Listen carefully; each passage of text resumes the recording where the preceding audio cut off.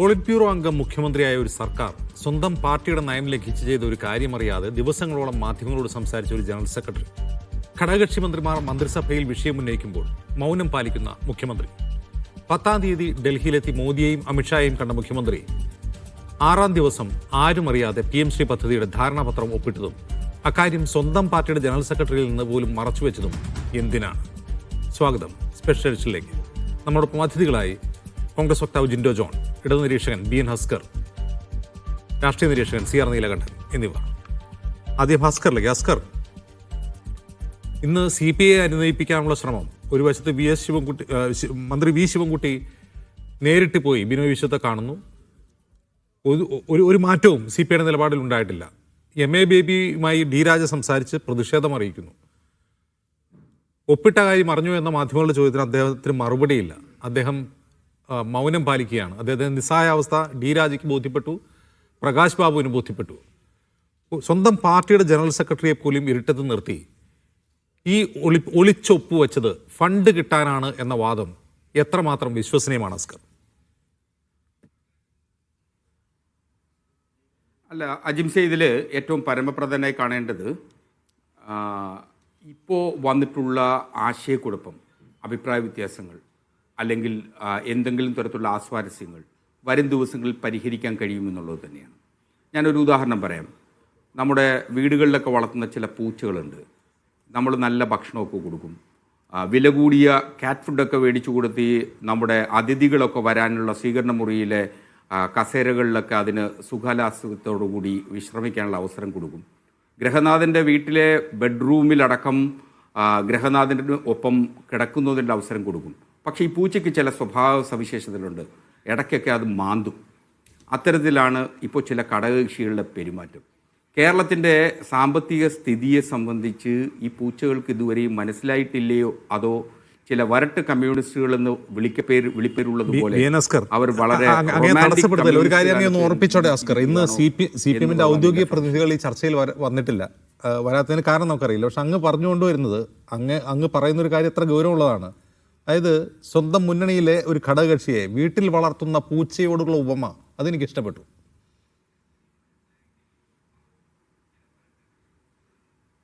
അല്ല അജിംസെ, ഇതിൽ ഞാനിത് പറഞ്ഞു വരുന്നത് കേരളത്തിലെ വിദ്യാഭ്യാസ രംഗത്ത് സമഗ്ര ശിക്ഷാ അഭിയാൻ പദ്ധതി പ്രകാരം കേരളത്തിന് ലഭിക്കേണ്ട തുക ലഭിക്കാത്തത് മൂലം കേരളത്തിലെ പൊതുവിദ്യാലയത്തിൽ പഠിക്കുന്ന സാധാരണക്കാരായിട്ടുള്ള കുട്ടികൾ, പാർശ്വവൽക്കരിക്കപ്പെട്ടിട്ടുള്ള ആളുകളുടെ മക്കൾ, അവരുടെ കുട്ടികൾക്ക് ലഭിക്കേണ്ട അർഹമായിട്ടുള്ള പണമാണ് ലഭിക്കാതിരിക്കുന്നത്.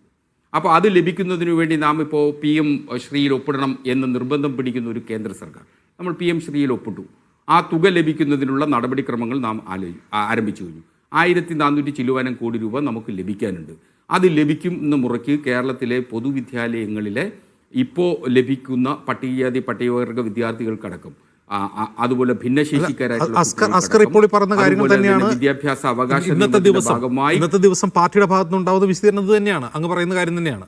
ഇത് ഈ 16-ാം തീയതി വൈകുന്നേരം ഇങ്ങനെയൊക്കെയാണ് പ്രശ്നം എന്ന് പൊതുസമൂഹത്തോടും, ഒരു നിമിഷം അസ്കർ, എന്ന് പൊതുസമൂഹത്തോടും 21-ാം തീയതിയെങ്കിലും 5 ദിവസം കഴിഞ്ഞിട്ടാണ് മന്ത്രിസഭ നടക്കുന്നത്. ആ ക്യാബിനറ്റിൽ മന്ത്രി രാജൻ ചോദിക്കുമ്പോൾ ആ രാജനോടും സ്വന്തം പാർട്ടിയുടെ ജനറൽ സെക്രട്ടറി MA ബേബിയോടും പറയാൻ എന്തായിരുന്നു മടി? എന്തിനാണ് ഒളിച്ചു വെച്ചത്? അല്ല അജിംസെ, അങ്ങേക്കറിയോ, PM ഉഷ എന്ന് പറയുന്ന പദ്ധതി ഉന്നത വിദ്യാഭ്യാസ രംഗത്ത് സംസ്ഥാനം നടപ്പിലാക്കി കഴിഞ്ഞു. PM ഉഷ നടപ്പിലാക്കിയിട്ട് കേരളത്തിലെ സിലബസുകൾ, സർവകലാശാലകളിലെ ക്യാമ്പസുകളിലെ സിലബസുകളും കരിക്കുലവും അപ്പാടെ കേന്ദ്രാവിഷ്കൃത പദ്ധതിയായി മാറിയോ? ഒരിക്കലില്ല. കേരളത്തിൽ PM ഉഷ ഇന്ത്യയിലൊട്ടാകെ നടപ്പിലാക്കിയിട്ടുണ്ട്. അക്കൂട്ടത്തിൽ കേരളത്തിലും നടപ്പിലാക്കി. കേരളത്തിൽ നിന്ന് PM ശ്രീ പദ്ധതി നടപ്പിലാക്കാതെ മുന്നോട്ട് പോകാനാവാത്ത സ്ഥിതിയാണ്. സർവകലാശാലയിലെ സ്വയംഭരണാവകാശം നിർണയിച്ചുകൊണ്ട് തന്നെ ഇത്തരത്തിൽ പാഠ്യപദ്ധതിയും കേന്ദ്രാവിഷ്കൃത പാഠ്യപദ്ധതി സർവകലാശാലയിൽ പഠിപ്പിക്കണമെന്നാണ് PM ഉഷ സ്കീമിലും പറയുന്നത്. പക്ഷേ എന്താ കേരള സർക്കാർ ചെയ്തത്? പ്രൊഫസർ പ്രഭാത് പട്നായിക്കിനെ സമിതിയുടെ അധ്യക്ഷനാക്കിക്കൊണ്ട് ഒരു പഠനം നടത്തുകയും അതിനുശേഷം സർവകലാശാലയുടെ ബോർഡ് ഓഫ് സ്റ്റഡീസ് മാത്രം ആ സർവകലാശാലയുടെ സിലബസ് തീരുമാനിക്കണമെന്ന അതിനിശ്ചിതമായിട്ടുള്ള തീരുമാനം, അത് കണിശതയോടുള്ള തീരുമാനം സർവകലാശാലകൾ എടുക്കുകയും സംസ്ഥാന സർക്കാർ എടുക്കുകയും ചെയ്തു. ഏതെങ്കിലും സിലബസ് മാറിയോ? കേരളത്തിലെ സർവകലാശാലകളിലെ ഉന്നത വിദ്യാഭ്യാസ രംഗത്ത് പഠിക്കുന്ന കുട്ടികൾക്കാകമാനം അല്ല അസ്കർ, അസ്കർ, ഒന്ന് പി എം ഉഷ പദ്ധതിയിൽ ഒപ്പിട്ടത് നാട്ടുകാർ അറിഞ്ഞിട്ടില്ല. ഒന്ന് പി എം ഉഷ പദ്ധതിയിൽ ഒപ്പിട്ടതായി സർക്കാരിൻ്റെ ഒരു ഔദ്യോഗിക പത്രക്കുറിപ്പോ അല്ലെങ്കിൽ ഉന്നത വിദ്യാഭ്യാസ മന്ത്രിയുടെ ഒരു പ്രസ്താവനയോ ഉണ്ടായിട്ടില്ല. അതുപോലും ഈ ഡിസ്കഷൻ ഇടയ്ക്കാണ് ഇങ്ങനെ ഒരു സംഭവം ഉണ്ടായതുപോലും സർക്കാർ സമ്മതിക്കുന്നു. ഒന്ന്. രണ്ട്, സർവകലാശാലകൾക്ക് അക്കാദമിക സ്വാശ്രയത്വമുണ്ട്. അതിൽ പാഠ്യപദ്ധതി അടിച്ചേൽപ്പിക്കാൻ കഴിയില്ല. അതുപോലെയല്ല പൊതുവിദ്യാഭ്യാസത്തിൽ ഇത്രയും ഗുരുതരമായൊരു പ്രശ്നം വരുമ്പോൾ നിങ്ങൾ പ്രഭാത് പട്നായിക്കിനെ നിശ്ചയിച്ച പോലെ ഒരു കമ്മിറ്റി നിശ്ചയിച്ചിട്ടാണ് അത് ഒപ്പിട്ടത്. ഏതെങ്കിലും തരത്തിലുള്ള കൂടിയാലോചന ഉണ്ടായോ? അക്കാദമിക വിദഗ്ധരോട് ചോദിച്ചോ? സ്വന്തം ഘടകകക്ഷികളോട് ചർച്ച ചെയ്തോ? ഇതാണ് ചോദ്യം. അല്ല, നിശ്ചയമായി ഇതിൽ നാഷണൽ എഡ്യൂക്കേഷൻ പോളിസി 2020 നടപ്പിലാക്കുന്നതുമായി ബന്ധപ്പെട്ട് വ്യത്യസ്ത അഭിപ്രായങ്ങൾ ഇടതുപക്ഷത്തിനുണ്ട്. വ്യത്യസ്തമായ കാഴ്ചപ്പാട് CPM അടക്കമുണ്ട്. CPIക്കുള്ളതിനേക്കാൾ അതിരൂക്ഷമായിട്ടുള്ള വിമർശനം. കാരണം അങ്ങ് പരിശോധിച്ചാൽ മനസ്സിലാകും, വിദ്യാഭ്യാസ മേഖലയെ സംബന്ധിച്ച് CPM എല്ലാ കാലത്തും ദേശീയ തലത്തിൽ എടുത്തിട്ടുള്ള നിലപാട് 1964 മുതലുള്ള നിലപാടുകൾ പരിശോധിച്ച് കോത്താരി കമ്മീഷൻ്റെ കാലഘട്ടത്തിൽ, 86 വിദ്യാഭ്യാസ കമ്മീഷൻ്റെ കാലഘട്ടത്തിൽ, അതുപോലെ 96 വിദ്യാഭ്യാസ കമ്മീഷൻ്റെ കാലഘട്ടത്തിൽ, 2020 ഈ വിദ്യാഭ്യാസ പദ്ധതികൾ നടപ്പിലാക്കുന്നതും അതിൻ്റെ വരുംവരായികളെക്കുറിച്ച് സമഗ്രമായി പഠിക്കുകയും അഭിപ്രായം പറയുകയും ചെയ്തിട്ടുള്ള ഏക രാഷ്ട്രീയ പ്രസ്ഥാനം ഇന്ത്യയിലുണ്ട് എങ്കിൽ അത് CPIM തന്നെയാണ്. ഒരു സംശയം വേണ്ട. വളരെ സമഗ്രമായി കാര്യത്തിൽ ആഴത്തിലുള്ള പരിശോധന നടത്തിയിട്ട് പക്ഷേ കേരളത്തെ സംബന്ധിച്ചിടത്തോളം അതെങ്ങനെ നടപ്പിലാക്കാതിരിക്കാം എന്നുള്ളതിനെ കൂടിയുള്ളൊരു പരീക്ഷണശാലയാണ് കേരളം. എന്തുകൊണ്ട് കേരളത്തിൽ അവരുടെ പാഠ്യപദ്ധതി നടപ്പിലാക്കാതിരിക്കുക? കേരളത്തിൽ ഇന്നുവരെ ലഭിച്ചിട്ടുള്ള ഉന്നത വിദ്യാഭ്യാസ രംഗത്തും പൊതുവിദ്യാഭ്യാസ രംഗത്തും വന്നിട്ടുള്ള ആ മാറ്റങ്ങൾ കേരളം കൈവരിച്ച നേട്ടങ്ങളാണെന്നേ. ആ നേട്ടങ്ങൾ നിർത്തിക്കൊണ്ട് എങ്ങനെ അത് മുന്നോട്ട് കൊണ്ടുപോകാമെന്ന വലിയൊരു പരീക്ഷണശാലയായി കേരളത്തിലെ വിദ്യാഭ്യാസ രംഗം മാറുന്നു എന്നുള്ളതാണ് ഇതിന്റെ ഏറ്റവും ഫലവത്തായിട്ടുള്ള NEP-യുടെ ദൂഷ്യവശങ്ങൾ സംസ്ഥാനത്തെ ബാധിക്കാതെ എങ്ങനെ ഫണ്ട് മേടിച്ചെടുക്കാം, ഇതിൽ ഒപ്പിടാമെന്ന് നിങ്ങൾ തീരുമാനിച്ചു. ഈ ചെയ്ത കാര്യങ്ങളൊക്കെ മന്ത്രിസഭയിൽ പറഞ്ഞാൽ എന്താ? പാർട്ടിയിൽ അറിയിച്ചാൽ എന്താ? മുന്നണിയിൽ ചർച്ച ചെയ്താൽ എന്താ? അതെന്താ ഈ മന്ത്രിമാർക്ക്, CPI മന്ത്രിമാർക്ക് മനസ്സിലാവില്ലേ? സംസ്ഥാന സർക്കാർ ഫണ്ടില്ലാതെ നട്ടം കറങ്ങുന്നു, അവർക്ക് പറഞ്ഞാൽ മനസ്സിലാവില്ലേ? ഈ പറഞ്ഞൊന്നും അവർക്ക് ബോധ്യപ്പെടില്ലേ? എന്തിനു മറച്ചു വെച്ചു? അല്ല, ഇതിൽ മറച്ചു വെക്കേണ്ട കാര്യമില്ല. ഓരോ മന്ത്രി ഓരോ ഡിപ്പാർട്ട്മെന്റിന്റെയും ചുമതലയുള്ള മന്ത്രിമാർ അവരുടെ 16-ാം തീയതി ഒപ്പിട്ടിട്ട് 21-ാം തീയതി ക്യാബിനറ്റിൽ മന്ത്രി രാജൻ ഇക്കാര്യത്തെ കുറിച്ച് ചോദിക്കുമ്പോൾ മുഖ്യമന്ത്രി മൗനം പാലിച്ചു. അതാണ് സംഭവം. അതെന്തിനു മറച്ചു വെച്ചു എന്നാണ് ചോദ്യം. അപ്പോൾ ഫണ്ട് കിട്ടാൻ വേണ്ടി തന്നെയാണോ ഒപ്പിട്ടത് എന്നാണ് എൻ്റെ ഡയറക്റ്റ് ആയിട്ടുള്ള ചോദ്യം. അല്ല, നിശ്ചയമായും അത് ഫണ്ട് കിട്ടുക എന്നുള്ളതാണല്ലോ ഏറ്റവും എന്തുകൊണ്ട് മന്ത്രിസഭയിൽ അക്കാര്യം അറിയിച്ചില്ല? കുട്ടികൾക്ക് വേണ്ടിയിട്ടാണ് എന്ന് മന്ത്രിസഭയെ അറിയിക്കാതിരുന്നത് എന്താണ്? അതുകൊണ്ടാണ് ഇന്നലെ ബിനോയ് ചോദിക്കുന്നത്, എന്ത് ഗവൺമെന്റ് ആണ് ഇന്ന്? ഇങ്ങനെയാണോ ഗവൺമെന്റ് പ്രവർത്തിക്കുന്നത്? അല്ല, അങ്ങനെയല്ലല്ലോ. ഞാനിപ്പോൾ മറ്റൊരു ഉദാഹരണം ചോദിക്കാം. PM കിസാൻ എന്ന് പറയുന്ന ഒരു പദ്ധതി കേരളത്തിലടക്കം നടപ്പിലാക്കിയിട്ടുണ്ട്. അത് കൃഷി വകുപ്പുമായി ബന്ധപ്പെട്ടിട്ടുള്ള പദ്ധതിയാണ്. ആ പദ്ധതി കേന്ദ്രാവിഷ്കൃത പദ്ധതിയാണ്. ആ പദ്ധതി കേരളത്തിൽ നടപ്പിലാക്കുന്ന ഘട്ടത്തിലും ഇതുപോലെ പൊതുജനങ്ങളെ ആകമാനം വിളിച്ചറിയിച്ചു, ഞങ്ങൾ എന്താ PM കിസാൻ പദ്ധതി കേരളത്തിൽ നടപ്പിലാക്കാൻ പോകുന്നു. അതാത് മന്ത്രിസഭയുടെ ചുമതലയുള്ള ഒരു പ്രധാനപ്പെട്ട ഘടകകക്ഷി ഇത് നടപ്പാക്കരുത്, ഇത് അപകടകരമാണ് എന്ന് മുന്നണിയിൽ പറയുക, അത് നമുക്ക് പിന്നീട് ചർച്ച ചെയ്യാമെന്ന് പറയാം, എന്നിട്ട് ഒളിച്ചു പോയി ഒപ്പിടുക, എന്നിട്ട് ഒപ്പിട്ട് വന്നതിന് ശേഷം നടക്കുന്ന മന്ത്രിസഭാ യോഗത്തിൽ ഇക്കാര്യം ഉന്നയിക്കുമ്പോൾ മിണ്ടാതിരിക്കുക. ഇത് കള്ളത്തരല്ലേ അസ്കർ? അല്ല ജിംസെ, ഇത് ഇടതുപക്ഷത്തിൻ്റെ മറ്റ് ഘടകകക്ഷികളെ സംബന്ധിച്ചിടത്തോളം LDFൽ ഇക്കാര്യം ചർച്ച ചെയ്യും. LDFൽ ഇത് ചർച്ച ചെയ്തതിന് ശേഷം സമവായത്തിൽ എത്തുന്നതിനുള്ള എല്ലാ സാധ്യതകളും ഉണ്ട്. ഇതൊരു അടഞ്ഞ അധ്യായമല്ല. PM ശ്രീയിൽ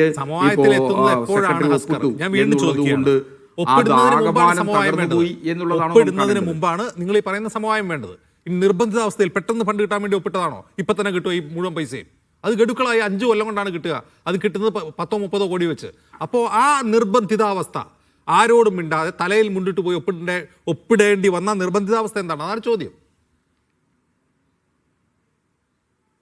അല്ല, PM ശ്രീയുമായി ബന്ധപ്പെട്ടിട്ടുള്ള പണം, അതിന് ലഭിക്കേണ്ട ആനുകൂല്യങ്ങൾ, ആ 60% തുക ഘട്ടം ഘട്ടമായി കിട്ടും. പക്ഷേ SSAയുമായി ബന്ധപ്പെട്ട് നമുക്ക് ലഭിക്കേണ്ട പണമുണ്ടല്ലോ, ആ 1400 ചില്ലുവാനം കോടി രൂപ 2023-24ലെയും 24-25ലെയും 25-26ലെയും ആ അധ്യയന വർഷങ്ങളിലെ തുക ലഭിക്കേണ്ടതുണ്ട്. അത് ലഭിക്കുന്നതിന് ആവശ്യമായിട്ടുള്ള നടപടിയാണ്. അത് ഇപ്പോൾ ഓൾറെഡി അതിന്റെ പ്രോസസ്സിംഗ് സ്റ്റാർട്ട് ചെയ്തു എന്നാണ് മനസ്സിലാക്കുന്നത്.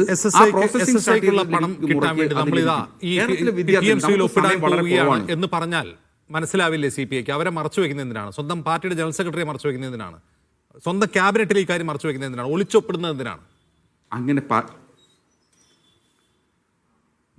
പാർട്ടിയുടെ PBയോ പാർട്ടിയുടെ PBയുടെ സെക്രട്ടറിയോ ഒന്നും മറച്ചു വെച്ചു എന്ന് പറയുന്നത് അത് അത്തരത്തിലൊരു നിലപാടെടുക്കണമെന്ന് എനിക്ക് തോന്നുന്നില്ല. കാരണം അതൊന്നും മറച്ചു വെച്ചിട്ടുണ്ട്.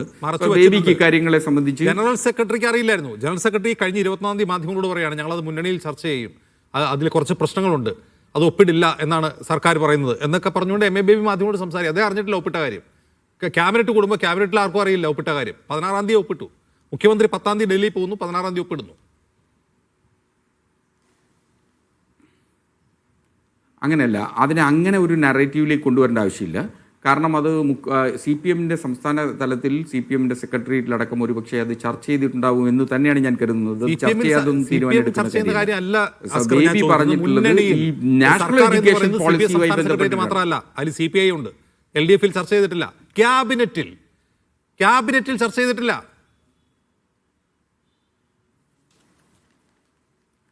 അല്ല, എല്ലാ വിഷയങ്ങളും ക്യാബിനറ്റിലേക്ക് കൊണ്ടുവന്ന് ചർച്ച ചെയ്യണം, അല്ലെങ്കിൽ ക്യാബിനറ്റിന് അനുമതി വാങ്ങേണ്ട വിഷയങ്ങൾ മാത്രമാണ് ക്യാബിനറ്റിൽ ചർച്ച ചെയ്യുക. അതാണല്ലോ ചട്ടവും പറയുന്നത്. അപ്പോൾ ക്യാബിനറ്റിൽ ഇക്കാര്യം ചർച്ച ചെയ്തില്ല എന്നുള്ളത് കൊണ്ട് അത് ഒപ്പിടാതിരിക്കുക എന്ന് പറഞ്ഞാൽ അതാത് മന്ത്രിമാരുടെ ആ മന്ത്രിസഭയുടെ തീരുമാനത്തിന്റെ മന്ത്രിമാരെടുക്കുന്ന സർക്കാരിന്റെ നയപരമായ കാര്യങ്ങൾ ആരാണ് ഏത് ബോഡിയിലാണ് ഒരു സർക്കാരിന്റെ നയപരമായ കാര്യങ്ങൾ തീരുമാനിക്കുന്നത്? ഇതിൽ ഏത് ബോഡിയാണ്? അത് CPI സംസ്ഥാന സെക്രട്ടേറിയറ്റ് ആണോ? അത് നയപരമായി മാത്രമേ. എന്നിട്ട് ക്യാബിനറ്റിൽ ചർച്ചയില്ലെന്നേ. അത് നയപരമായ പ്രശ്നമാണല്ലോ. അതിന് ഇതുവരെ സർക്കാർ എതിർത്ത് നിന്നാണ്. അതൊരു നയമാണ്, ആ പോളിസിയാണ്. ആ പോളിസി ചേഞ്ച് ചെയ്ത് ഒപ്പിടാൻ പോകുമ്പോൾ ക്യാബിനറ്റിൽ ചർച്ച ചെയ്യേണ്ടതാണ് എന്റെ ചോദ്യം. അങ്ങനല്ല, ഇതിപ്പോ ഒരു പോളിസി എന്ന് പറയുന്നത് നാഷണൽ എഡ്യൂക്കേഷൻ പോളിസി ഇംപ്ലിമെന്റ് ചെയ്യുന്നതുമായി ബന്ധപ്പെട്ടാണ് ചർച്ചകൾ ആവശ്യമുള്ളത്. അത് ഇംപ്ലിമെന്റേഷന്റെ ഭാഗമായി വരുമ്പോൾ അത് ആ 2022 മുതൽ PM ശ്രീ പദ്ധതിയിൽ ഒപ്പിടാതിരുന്നത് എന്തുകൊണ്ടാണ്? സ്കൂളുകളെ 2022 മുതൽ PM ശ്രീ പദ്ധതിയെ സർക്കാർ എതിർത്ത് പോകുന്നത് എന്തിനാണ്? ഒപ്പിടാതിരുന്നത് എന്തുകൊണ്ടാണ്? അതിൽ നയപരമായി വിയോജിപ്പുള്ളതുകൊണ്ടല്ലേ?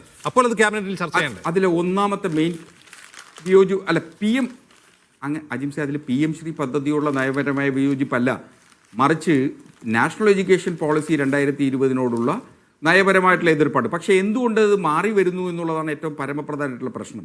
PM ശ്രീയിൽ ഒപ്പിട്ടില്ലെങ്കിൽ SSAയിൽ നിന്ന് ലഭിക്കേണ്ട തുക ലഭിക്കില്ല എന്ന നിലപാട് കേന്ദ്ര സർക്കാർ എടുത്തു.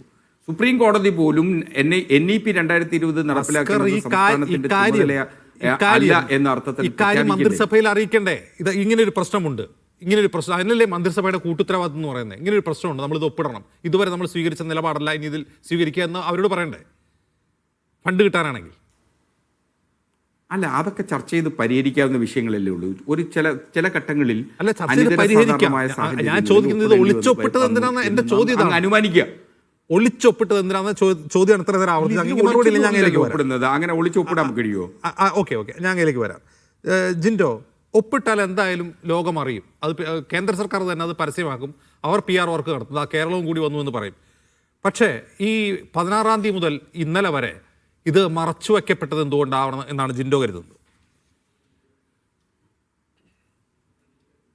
അജിംസെ, ഈ ഹസ്കർ പൊതുവെ അദ്ദേഹം കുറച്ച് മര്യാദയോടുകൂടി സംസാരിക്കുന്ന ഒരു ഇടതുപക്ഷം എന്നല്ല, ഒരു പിണറായി പക്ഷ സഹയാത്രികനായിട്ട് ഞാൻ കാണുന്നത്. പക്ഷേ അദ്ദേഹം തുടക്കം തന്നെ ഉപമിച്ച ഉപമയെ വല്ലാതെ കൗതുകം ഉണ്ടാക്കുന്നതാണ്. കാരണം CPI പോലെ ഈ മന്ത്രിസഭയിലെ ഈ മുന്നണിയിലെ രണ്ടാമത്തെ പ്രധാനപ്പെട്ട കക്ഷിയെ പൂച്ചയോട് ഉപമിച്ചപ്പോൾ പൂച്ചയ്ക്ക് പിണറായി വിജയൻ പൊന്നൊരുക്കുന്നിടത്ത് പ്രത്യേകിച്ച് കാര്യമില്ലെന്ന് നമ്മൾ മനസ്സിലാക്കണം. പൂച്ചയ്ക്ക് കാര്യമുണ്ടായാലും CPIക്ക് കാര്യമുണ്ടായാലും കേരളത്തിലെ പൊതുസമൂഹത്തിന് ഇതറിയണം. 10-ാം തീയതി പ്രധാനമന്ത്രിയെയും അമിത്ഷായും കണ്ട് 16-ാം തീയതി ധാരണാപത്രം തയ്യാറാക്കി ഒപ്പിട്ടതിന് ശേഷം 22-ാം തീയതിയിലത്തെ മന്ത്രിസഭാ യോഗത്തിൽ അത് മറച്ചു വെച്ച് മന്ത്രിസഭയുടെ കൂട്ടുത്തരവാദിത്വം നഷ്ടപ്പെട്ടു, വിശ്വാസ്യത നഷ്ടപ്പെട്ടു എന്ന് പൊതുസമൂഹത്തെ ബോധ്യപ്പെടുത്തിയിട്ട് എന്തിനാണ് ഈ ഒളിച്ചു കടത്തുന്നത്? NEP പദ്ധതിയെ എന്തുകൊണ്ടാണ് 3 വർഷക്കാലം CPM എതിർത്തത്? ഈ സർക്കാർ എന്തുകൊണ്ടാണ് ഒപ്പുവയ്ക്കാതിരുന്നത്? സംഘപരിവാർ താല്പര്യങ്ങൾ ഒളിച്ചു കടത്തുന്നു എന്നുള്ളതിന് പേരിലല്ലേ? എങ്കിൽ പിണറായി വിജയൻ ഇവിടെ സംഘപരിവാറിന്റെ താല്പര്യങ്ങൾ ഒളിച്ചു കടത്തുന്നതിന്റെ ഏറ്റവും നല്ല ദൃഷ്ടാന്തമാണിത്. സ്വന്തം മന്ത്രിസഭയിലെ 2ാം സ്ഥാനക്കാരനായിട്ടുള്ള റവന്യൂ മന്ത്രി രാജനെ ഉൾപ്പെടെ മറച്ചു പിടിച്ചിട്ട് CPI എന്ന പ്രധാനപ്പെട്ട ഘടകകക്ഷിയെ മറച്ചു പിടിച്ചിട്ട് എന്ത് നേട്ടമാണ് ഇവർ ആർജിക്കാൻ പോകുന്നത്? ഇത്രയും ദിവസം ഇവർ പറഞ്ഞ പണം ഇത്രയും 1500 കോടി രൂപയോളം കുടിശ്ശിക എന്ന് പറഞ്ഞു. ഏകദേശം 970 കോടി രൂപയുടെയാണ് കുടിശ്ശിക പറയുന്നത്. ആയിക്കോട്ടെ, എത്ര കോടിയായാലും പണത്തിന്റെ മുമ്പിൽ CPMന്റെ പ്രഖ്യാപിത നിലപാട് വിലങ്ങ് കഴിച്ചോ എന്നിവർ മറുപടി പറയണം. ഇവിടെയുള്ള ഒരു പ്രശ്നം, ഇത് നല്ലതാണെങ്കിൽ എന്തുകൊണ്ടാണ് 3 വർഷക്കാലം ഒപ്പിടാതിരുന്നത്? എങ്കിൽ ഒപ്പിട്ട സമയത്ത് എന്തുകൊണ്ട് ഘടകകക്ഷികളുമായിട്ട് ചർച്ച ചെയ്തില്ല? മുന്നണിയിൽ ചർച്ച ചെയ്തില്ല, മന്ത്രിസഭാ യോഗത്തിൽ ചർച്ച ചെയ്തില്ല, ഒന്നും ചെയ്തില്ല. ഇത് ഇടത് ജനാധിപത്യ മുന്നണിയല്ല, ഇത് ഇടതുപക്ഷവുമല്ല, ഡെമോക്രാറ്റിക്കുമല്ല, ജനാധിപത്യവുമല്ല. ജനാധിപത്യ സംസ്കാരം ഉണ്ടെങ്കിൽ ചർച്ച ചെയ്തിരുന്നേനെ. ഇനി ഇടതുപക്ഷമാണെങ്കിൽ സംഘപരിവാർ താല്പര്യങ്ങളെ ഇതുപോലെ എടുത്ത് പുലുകില്ലായിരുന്നു. അപ്പം ഇത് ഇടതുമല്ല, ജനാധിപത്യപരവുമല്ല. ഇവിടെയുള്ള ഒരു പ്രശ്നം എന്താണെന്ന് വെച്ചാൽ, PM ഉഷ പദ്ധതി നടപ്പാക്കിയപ്പോൾ ഒരു പ്രശ്നം ഉണ്ടായില്ലെന്നാണ് ഹസ്കർ പറയുന്നത്. ഹസ്കറെ, ഇത് വിദ്യാഭ്യാസ മന്ത്രിയും ഇപ്പോൾ ഇതിന്റെ ഭാഗമായിട്ട് CPM-ന്റെ മന്ത്രിമാരും പറയുമ്പോഴാണ് കേരളത്തിലെ സമൂഹം അറിയുന്നത്. അതുവരെ നിങ്ങൾ ഏതൊക്കെ കേന്ദ്രാവിഷ്കൃത പദ്ധതി നടപ്പാക്കിയെന്ന് ആർക്കും അറിയില്ല. ഈ കഴിഞ്ഞ 17-ാം തീയതി ഒരു പ്രത്യേക സാഹചര്യമാണ്. അജിംസെ, നമ്മൾ ശ്രദ്ധിക്കണം. കൊച്ചിയിലെ ഒരു സ്കൂളിലെ യൂണിഫോമുമായി ബന്ധപ്പെട്ട്, ഹിജാബ് വിവാദവുമായി ബന്ധപ്പെട്ട് 24 മണിക്കൂറിനിടയിൽ 4 പ്രാവശ്യം നിലപാട് മാറ്റിയ വിദ്യാഭ്യാസ മന്ത്രി അന്ന് ആ കുട്ടിക്ക് ഹിജാബ് ധരിക്കാനുള്ള പൗരാവകാശത്തെ, അല്ലെങ്കിൽ ഈ രാജ്യത്തിന്റെ ഭരണഘടന ഉറപ്പ് നൽകുന്ന അവകാശത്തിന് വേണ്ടിയിട്ട് വല്ലാത്ത പോരാട്ടം നടത്തുന്ന ആത്മാർത്ഥത കളി കളിച്ചു. അതിന്റെ തലേ ദിവസമാണ് ഈ ധാരണാപത്രം ഒപ്പിട്ടത്. തലേ ദിവസം സംഘപരിവാറിന്റെ അജണ്ട ഒളിച്ചു കടത്തുന്ന നാഷണൽ എഡ്യൂക്കേഷൻ പോളിസിയുടെ ഭാഗമായിട്ടുള്ള PM ശ്രീ പദ്ധതിയുടെ ധാരണാപത്രം തയ്യാറാക്കി ഒപ്പിട്ടതിന് ശേഷം പിറ്റേ ദിവസം സംഘപരിവാർ നയങ്ങൾക്കെതിരായിട്ടുള്ള ഹിജാബ് ധരിക്കാനുള്ള അവകാശത്തിന് വേണ്ടിയിട്ടുള്ള പോരാട്ടം നടത്തിയ ഈ ശിവൻകുട്ടിയെ വല്ലാതെ മാധ്യമങ്ങളും സോഷ്യൽ മീഡിയയും വാഴ്ത്തി. ഇവിടെ നമ്മൾ പരിശോധിക്കേണ്ട ഒരു കാര്യമുണ്ട്. പിണറായി വിജയൻ സർക്കാരിന്റെ നയപരിപാടിയിൽ നിന്ന് വ്യത്യസ്തമായിട്ട്, പിണറായി വിജയന്റെ തീരുമാനങ്ങൾക്ക് വ്യത്യസ്തമായിട്ട് ശിവൻകുട്ടിക്ക് ശ്വാസമെടുക്കാൻ പോലും പറ്റില്ല. ആ സാഹചര്യത്തിൽ ശിവൻകുട്ടിയെ സംഘപരിവാർ വിരുദ്ധ പോരാട്ടത്തിന്റെ പോർമുഖമായിട്ട് നമ്മൾ കാണുന്നതിൽ ഒരു അർത്ഥമില്ല. വ്യാജമായ മുഖംമൂടി ഇട്ടിട്ട്, വ്യാജമായ ഈ തത്വശാസ്ത്രത്തിന്റെ ബലത്തിലെ ഇവർ ഇത്രയും കാലം ഈ നമ്മളെ പറഞ്ഞു പറ്റിച്ചുകൊണ്ടിരുന്നത്. മന്ത്രിസഭയുടെ കൂട്ടുത്തരവാദിത്വം നഷ്ടപ്പെട്ടു, ജനങ്ങളോടുള്ള വിശ്വാസ്യതയാണ്.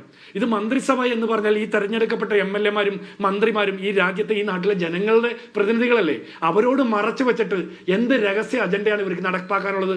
900 കോടിയോ 1000 കോടിയോ എത്ര കോടിയെങ്കിലും ആവട്ടെ, ഈ കോടികൾ വാങ്ങാൻ വേണ്ടിയിട്ടാണ് പിണറായി വിജയൻ നരേന്ദ്രമോദിയുടെ മുമ്പിൽ മുട്ടിലഴയുന്നെങ്കിൽ ഇവരെല്ലാ കാലത്തും ഇടം വലം ചേർത്ത് നിർത്തുന്ന ഒരു പ്രധാനപ്പെട്ട ഭരണമാണല്ലോ തമിഴ്നാട്ടിലെ സ്റ്റാലിൻ. ആഗോള അയ്യപ്പ സംഗമത്തിന് ഉദ്ഘാടനത്തിന് പോലും സ്റ്റാലിനെയല്ലേ അവർ ക്ഷണിച്ചത്. ആ സ്റ്റാലിൻ കോടതി പോയി പോരാട്ട വഴികളിൽ, നിയമത്തിന്റെ നീതിയുടെ വഴികളിൽ പോരാട്ടം നടത്തുമ്പോൾ സൗകര്യം പോലെ സ്റ്റാലിനെ പുൽകുകയും അല്ലാത്ത സമയത്ത് നരേന്ദ്രമോദിയെ കൂട്ടുപിടിക്കുകയും ചെയ്യുന്ന ആ നടപടി വേണ്ട. ഇതിന്റെ പ്രശ്നം എന്താണെന്നറിയോ? ഹസ്കറിനെ പോലുള്ള ഒരു ന്യായീകരിക്കാൻ ബുദ്ധിമുട്ടും. മുഹമ്മദ് റിയാസിന്റെ 3 വർഷം മുമ്പുള്ള ഫേസ്ബുക്ക് പോസ്റ്റ് ഉണ്ട്. അതിൽ നിന്ന് ഏതെങ്കിലും ഒരു കാര്യത്തിൽ നരേന്ദ്രമോദി സർക്കാർ പിന്നോട്ട് പോയിട്ടുണ്ടോ? ഇന്ന് BJP-യുടെ മുൻ സംസ്ഥാന പ്രസിഡന്റ് സുരേന്ദ്രൻ പറഞ്ഞിട്ടുണ്ട്, ഞങ്ങൾ ഹെഡ്കേവാറിനെ സവർക്കറിനെ ഒക്കെ പഠിപ്പിക്കും എന്ന്. അതിന്റെ അർത്ഥം എന്താ? PM ശ്രീ പദ്ധതി ഭാഗികമായിട്ട് നടപ്പാക്കാൻ പറ്റില്ല. അതിന്റെ അർത്ഥം നാഷണൽ എഡ്യൂക്കേഷൻ പോളിസിയുടെ ഭാഗമായിട്ട് ചരിത്രത്തെ വളച്ചൊടിച്ച്, ചരിത്രം വക്രീകരിച്ച്, പുതിയ ചരിത്രം നിർമ്മിച്ച്, ചില ചരിത്ര വസ്തുതകളെ തമസ്കരിച്ച്, ഗാന്ധി, നെഹ്റു ഇറയെ തമസ്കരിച്ച്, ഈ രാജ്യത്തിന്റെ സ്വാതന്ത്ര്യ സമര പോരാട്ടത്തെ തമസ്കരിച്ച്, അങ്ങനെ എല്ലാ രീതിയിലും വർഗീയ ധ്രുവീകരണ അജണ്ട നടപ്പാക്കാൻ വിദ്യാഭ്യാസ മേഖലയിലേക്ക് നടത്തുന്ന ഈ സംഘപരിവാർ വൽക്കരണത്തിനെതിരായിട്ടുള്ള പോരാട്ടത്തിന്റെ പോർമുനയിൽ ഇനി നമ്മൾ പിണറായി ഇനി വരും ദിവസങ്ങളിൽ പ്രതിപക്ഷത്തിന്റെ ചോദ്യത്തിന് നോക്കൂ, വരും ദിവസങ്ങളിൽ പ്രതിപക്ഷത്തിന്റെ ചോദ്യത്തിന് സർക്കാരിനുള്ള ഏറ്റവും വലിയ പിടിവള്ളി എന്തായിരിക്കും എന്നറിയാമോ? പ്രതിപക്ഷ നേതാവ് പറഞ്ഞല്ലോ, ഒപ്പിട്ടോട്ടെ, ഫണ്ട് കിട്ടിയാൽ പോരെന്ന്. അപ്പോൾ ഈ ഇത്രയും ഗൗരവമുള്ള ഒരു വിഷയത്തെ പ്രതിപക്ഷ നേതാവ് ഒരു ലഘുവായിട്ടാണ് കണ്ടത്. പിന്നെ മറ്റുള്ളവരെ പറയണോ? അല്ല അജിംസെ, ഞാൻ അതിലേക്ക് വരാം. അതിനു മുമ്പ് ഒരു കാര്യം കൂടിയുണ്ട്. കേരളത്തിൽ ഈ ദിവസങ്ങളിലൊക്കെ ഏതെങ്കിലും കോൺഗ്രസ് നേതാക്കന്മാർ പറയുന്നത് മറ്റു നേതാക്കന്മാരിൽ നിന്ന് വ്യത്യസ്തമായിട്ട് ഒരു വാക്കിന്റെ എങ്ങാനും മാറ്റം ഉണ്ടെങ്കിൽ കോൺഗ്രസിൽ ആകെ പ്രശ്നമാണ്. ഈ കോൺഗ്രസ് ആണോ പിണറായി വിജയൻ? കോൺഗ്രസിന്റെ പ്രശ്നത്തിന്റെ വിഷയമല്ല, കോൺഗ്രസിന്റെ പ്രശ്നമല്ല. ജിൻഡോ തന്നെ അല്പം മുമ്പ് പറഞ്ഞല്ലോ, നാടിനെ ബാധിക്കുന്ന ഏറ്റവും പ്രധാനപ്പെട്ട വിഷയത്തിൽ പ്രതിപക്ഷ നേതാവിന് അതിനെ കുറിച്ച് ഗ്രാഹ്യമില്ല, ഒപ്പിട്ടോട്ടെ എന്ന് പറയുകയാണ്. ഞാൻ അജിംസന്റെ ചോദ്യത്തിലേക്ക് വരുന്നത്. അതിനു മുമ്പ് എൻ്റെ ഒരു ആദ്യത്തെ പോയിന്റ് ക്ലോസ് ചെയ്യാനുണ്ട് എനിക്ക്. അതാ ഞാൻ പറയാൻ വരുന്നത്. കൂട്ടുത്തരവാദിത്തമില്ലാത്ത ഈ മന്ത്രിസഭയാണോ 3.0 നടപ്പാക്കാൻ പോകുന്നത്? എന്തിന്റെ പേരിലാണ് ഈ സർക്കാരിന് തുടർഭരണം കിട്ടേണ്ടത്, 3.0 കിട്ടേണ്ടത്? ഈ നരേന്ദ്രമോദിയുടെ ഈ വിദ്യാഭ്യാസ നയങ്ങളെ ഇവിടെ നടപ്പാക്കാൻ വേണ്ടിയിട്ട് പിൻവാതിലിലൂടെ അത് കൊണ്ടുവന്ന് CPM-ന്റെ സഖാക്കന്മാരുടെ ഭാര്യമാർക്ക് പിൻവാതിൽ നിയമനം കൊടുക്കുന്നത് പോലെ പിൻവാതിലിലൂടെ നരേന്ദ്രമോദിയുടെ കേന്ദ്ര വിദ്യാഭ്യാസ പദ്ധതി ഇവിടെ കൊണ്ടുവന്ന് മന്ത്രിസഭയിലെ ഘടകകക്ഷികളോട് ഒളിച്ചു വെച്ചിട്ട്, 2ാം മന്ത്രിയെ ഒളിച്ചു വെച്ചിട്ട്, CPM-ന്റെ അഖിലേന്ത്യാ ജനറൽ സെക്രട്ടറിയോട് പോലും മറച്ചു പിടിച്ചിട്ട് ഈ നടപ്പാക്കുന്ന ഈ സർക്കാരിനാണോ 3.0 നടപ്പാക്കാൻ പറ്റുന്നത്? നടക്കില്ല. ഇനി താങ്കൾ പറഞ്ഞ പോലെ VD സതീശന്റെ പ്രസ്താവന, VD സതീശൻ എന്താ പറഞ്ഞത്? പണം കേന്ദ്ര സർക്കാർ പിടിച്ചു വെച്ചിട്ടുള്ള പണം വാങ്ങാൻ പറ്റുമെങ്കിൽ വാങ്ങിച്ചോ, പക്ഷേ കേന്ദ്ര സർക്കാരിന്റെ ദേശീയ വിദ്യാഭ്യാസ നയത്തിന്റെ ഭാഗമായിട്ടുള്ള സംഘപരിവാർ താല്പര്യങ്ങൾ നടപ്പാക്കാൻ പറ്റില്ല. അതിന്റെ അർത്ഥം എന്താ? അതിന്റെ അർത്ഥം NEP നടപ്പാക്കാൻ പറ്റില്ല, PM ശ്രീയിൽ ഒപ്പിടാൻ പറ്റില്ല. ഇത് രണ്ടും കൂടി പറ്റില്ല. അത് തന്നെയാണ് അവർ എന്താ ചെയ്യുന്നതെന്നാണ് ഞങ്ങൾ നോക്കിയിരിക്കുന്നത് പോലെ തന്നെ കൃത്യമായിട്ട് പിണറായി വിജയൻ സർക്കാർ അതിൽ വന്നു വീണു. കാരണം പണം വാങ്ങിക്കൊണ്ട് അവരുടെ പദ്ധതി നടപ്പാക്കാൻ പറ്റില്ല. ഇന്നിപ്പോൾ പറയുന്നുണ്ടല്ലോ നമ്മൾ പദ്ധതിയിൽ ഒപ്പിട്ടെങ്കിലും സ്കൂളുകളുടെ ലിസ്റ്റ് കൊടുക്കില്ലെന്ന്. അങ്ങനെ ഒരു പരിപാടി നടക്കില്ല. പണം വാങ്ങിയിട്ടുണ്ടെങ്കിൽ പദ്ധതി നടപ്പാക്കണം. അപ്പോൾ പണം വാങ്ങാൻ പറ്റുമെങ്കിൽ വാങ്ങിക്കോ, പക്ഷെ പദ്ധതി നടപ്പാക്കാൻ പറ്റില്ല എന്ന് പറഞ്ഞാൽ അതിന്റെ അർത്ഥം ഈ പദ്ധതിയോടൊപ്പമല്ല പ്രതിപക്ഷം കേരളത്തിൽ. ശരി, ശ്രീ CR നീലകണ്ഠൻ, ഈ രാഷ്ട്രീയവാദങ്ങളൊക്കെ മാറ്റിവെച്ച് കഴിഞ്ഞാൽ ഇത് കേരളത്തെ സംബന്ധിച്ച് എത്രമാത്രം ഗൗരവമുള്ളൊരു കാര്യമാണ്. ഒന്ന്, മൂന്ന് വിഷയങ്ങൾ ഇടതുപക്ഷം തന്നെ ചൂണ്ടിക്കാട്ടുന്ന ഒരു പ്രധാനപ്പെട്ട കാര്യങ്ങൾ 3 ഒന്ന് ഫെഡറലിസത്തിൻ്റെ ലംഘനം, 2 വിദ്യാഭ്യാസത്തിൻ്റെ സ്വകാര്യവൽക്കരണം, 3 ഏറ്റവും പ്രധാനപ്പെട്ട ഒന്ന് അടിവരയിട്ട് മനസ്സിലാക്കേണ്ടത് പാഠ്യപദ്ധതിയുടെ വർഗീയവൽക്കരണം. ഈ ഇത്രയും ഗൗരവമുള്ളൊരു വിഷയത്തെ ഇത്ര ലാഘവത്തോടെ കാണാൻ കാരണം ഈ ഫണ്ട് മാത്രമാണെന്ന് CR നീലകണ്ഠൻ കരുതുന്നുണ്ടോ?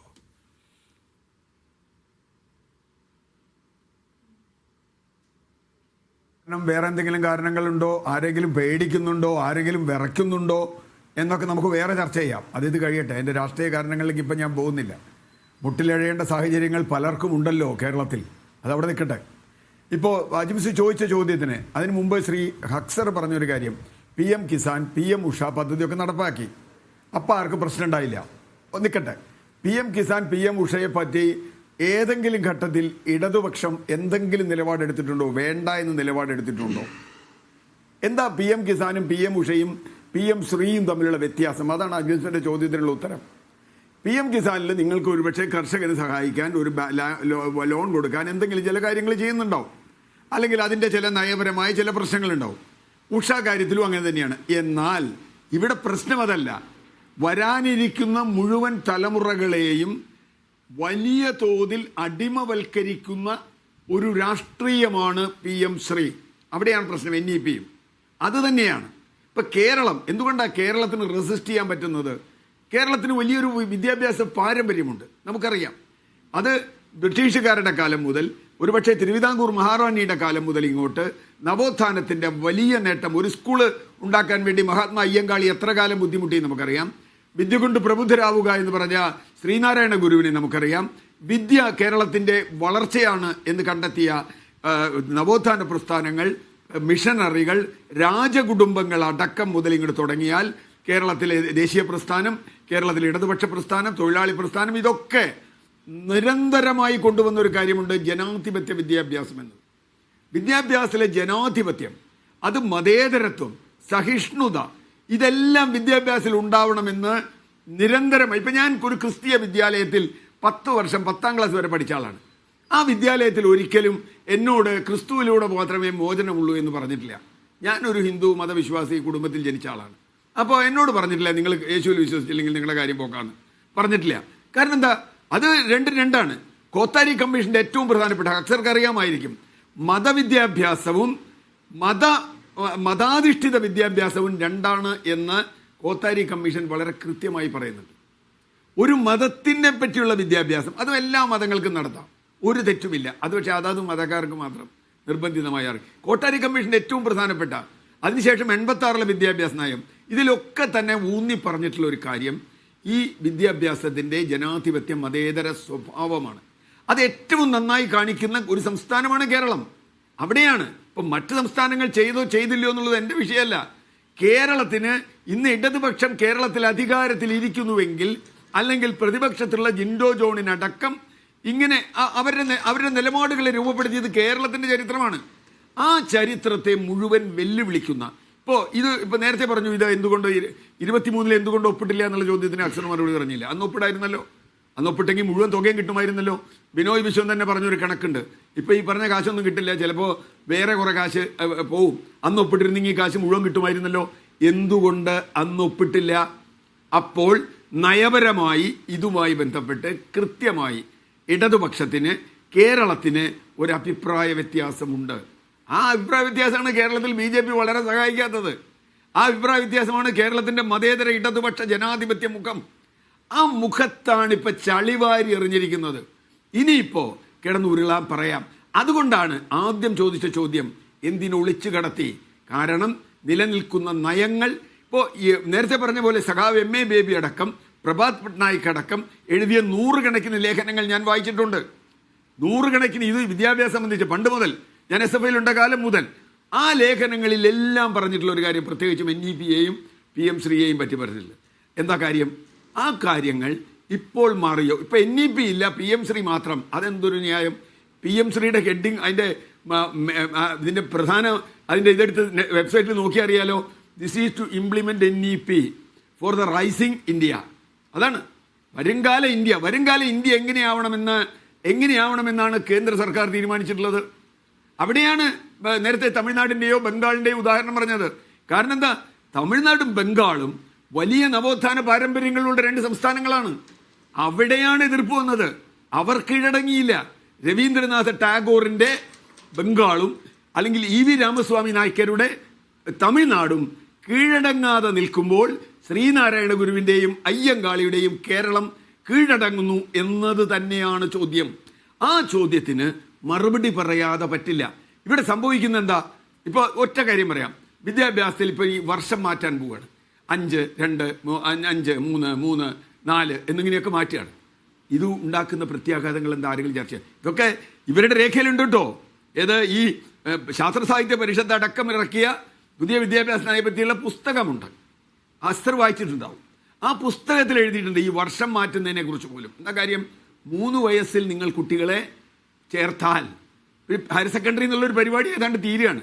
3 വയസ്സിൽ നിങ്ങൾ ചേർത്താൽ 18 വയസ്സ് വരെ ഒരു ഈ എൻവയറോൺമെന്റിൽ ഇവരെ പഠിപ്പിക്കണം എന്ന് പറഞ്ഞാൽ നാളെ BJP ഇല്ലാതായേക്കാം, പാർട്ടി ഇല്ലാതായേക്കാം. പക്ഷെ RSSന്റെ ദീനാനാഥ് ഭദ്ര തയ്യാറാക്കി അന്നത്തെ വിദ്യാഭ്യാസ മന്ത്രി സ്മൃതി ഇറാനിക്ക് കൊടുത്ത ഡ്രാഫ്റ്റ് NCERT-യിലെ ആളുകൾ പരിശോധിച്ച് ഇറക്കിയ കോവിഡ് കാലത്ത് ഒളിച്ചു കടത്തിയ വിദ്യാഭ്യാസം, ഒളിച്ചു കടത്തി അവരും ചെയ്തത്. കോവിഡ് കാലത്ത് പാർലമെന്റിൽ ചർച്ച ചെയ്തിട്ടില്ല. അവിടെ അതേ നയം തന്നെയാണ് ഇപ്പോൾ പിണറായി വിജയനും ചെയ്യുന്നത്. ഇത് ഒളിച്ചു കടത്തുകയാണ്. എന്താ കാര്യം?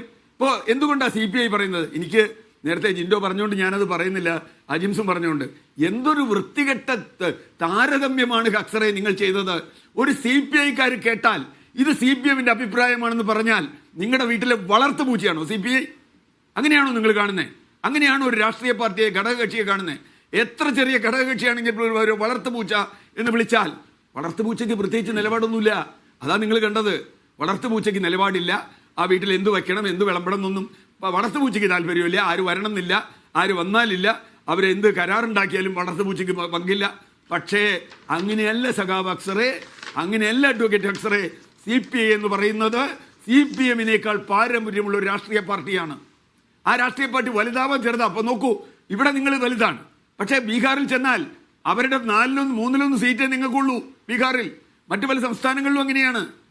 ഞാൻ പറയുന്നത് CPI-ക്ക് ബംഗാളിലേതുപോലെ കൊളാറ്ററൽ ഡാമേജ് ആണ് വരാൻ പോകുന്നത്. Collateral damage. അതാണ് രാജ ഭയപ്പെടുന്നത്, അതാണ് ബിനോയ് വിശ്വ ഭയപ്പെടുന്നത്. കാരണം ഹിന്ദുത്വവൽക്കരണത്തിന്റെ, നേരത്തെ പറഞ്ഞതുപോലെ നയപരമായി NEP അംഗീകരിച്ചിരിക്കുന്നു എന്ന് ഒപ്പിടാതെ ഒരു MOU-വും ഇല്ല. പിന്നെ ഇതിന് MOU? കേന്ദ്രം ഒരു ഫണ്ട് നമുക്ക് തരണമെങ്കിൽ അതിന് MOU? കേന്ദ്ര ഫണ്ട് തരും, ഒരു പ്രോജക്റ്റിന് ഫണ്ട് തരും. ഏത് പ്രോജക്റ്റിന്? PM ശ്രീ പ്രോജക്റ്റിന്. PM ശ്രീ പ്രോജക്റ്റിന്റെ ഇൻട്രഡക്ഷനിൽ വായിക്കൂ, വേറെ ഒന്നും വേണ്ട. ഒരു ഇൻട്രഡക്ഷൻ വായിച്ചാൽ മതി. അതിന്റെ നെറ്റിൽ പോയാൽ അവർ പറയും ന്യൂ എക്കണോമിക് പോളിസി നടപ്പാക്കാനുള്ള പദ്ധതിയാണ്. ഒരു ബ്ലോക്കിൽ ഒരു സ്കൂളിലാണ് നടപ്പാക്കുക.